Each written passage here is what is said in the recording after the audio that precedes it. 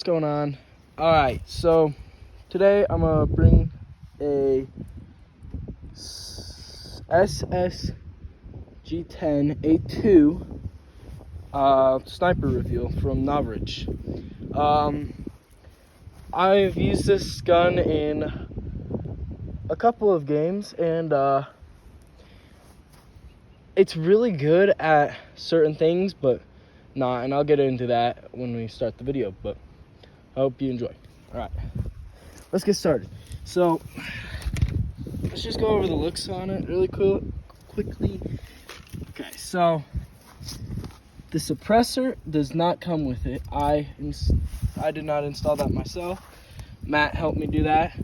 If you want something on how to get that, maybe just go and ask him sometime, because, well, I don't know how to do it. And we messed up the barrel on mine already doing that. So I would just recommend going and looking at either our video we'll make in the future or something else.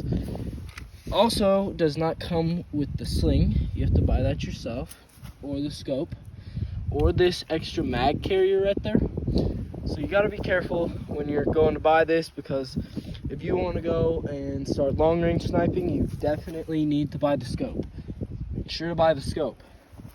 If you don't have the scope, you really can't do much. So get the scope.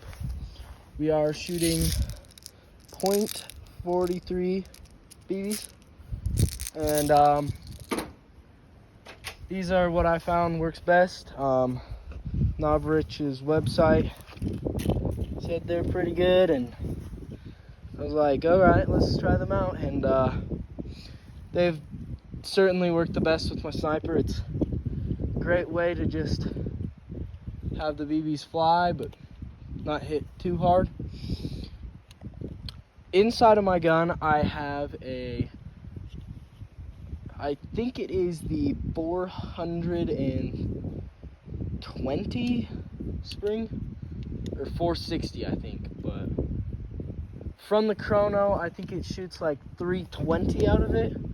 So just be careful, because I think right out of the chrono it says it's 320, but it's still probably around like 400 and 420 in that range, because a lot of times it brands it at 460, but it's not really what it is. So I already have a magazine loaded.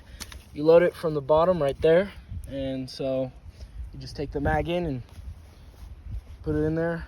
The bolt, when you first get it, it's really hard to pull the bolt. So I don't know how to do this so I can show this better off, but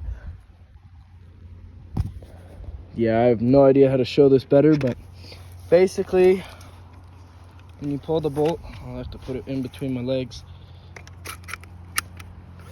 I have it pretty good, so it takes some time to get the bolt worked in. So when you first have it, it is very stiff. Don't be like me and try to do some stuff with this right here. Don't try that. I tried it and I about ruined my gun. Do not attempt that. I assure you it won't bring anything good out of it. Anyways, I have my scope set on a 4 power. It says it needs batteries for it, but I mean, I've ran it with batteries once, and the only thing you need it for batteries is the red and green, and really that doesn't matter. Maybe I can see if I can get a little view from the scope. It's kind of what the scope looks like. It's basically just a mil dot, and I love the scope personally. Looks cheap, but in reality it works really, really well.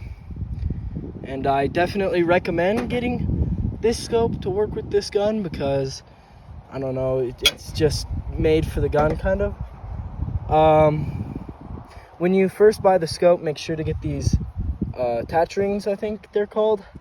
Otherwise you cannot attach the scope, and it'll just, yeah, you get it, you can't attach the scope. All right, let's shoot it. So I'm just gonna shoot at those 2 trees, and There is some wind, so if I don't hit it, it's fine, but dead on. All right, so it's very accurate. And obviously you're probably saying, well, that wasn't a very long range, but a lot of the times, at least in our fields, we don't really get farther than that when you go for kill shots. I mean, the longest I've probably ever shot someone is to that aspen. You probably can't see it, but there's like an aspen right behind, right there.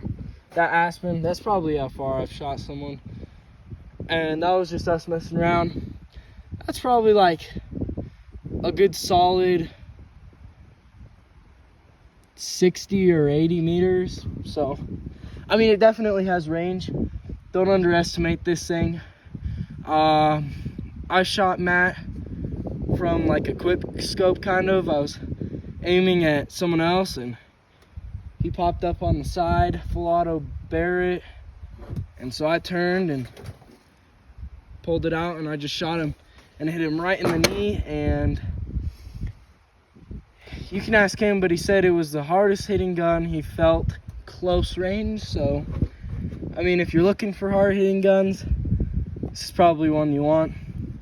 And I'm very biased of this gun. I know Peyton hates this gun. Peyton does not like this gun at all.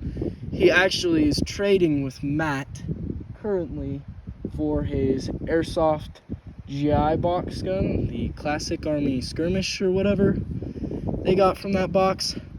And I think a AAP9, but I mean, the gun shoots amazing.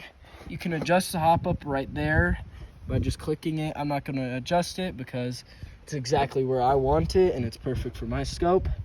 Adjusting the scope is very difficult with this gun, so keep some patience with it because it took me probably like 2 hours to get the gun fully sighted in. And yeah, I don't know.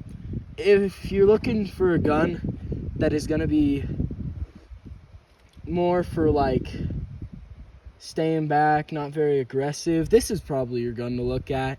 If you want an aggressive type of gun, definitely go with an AR.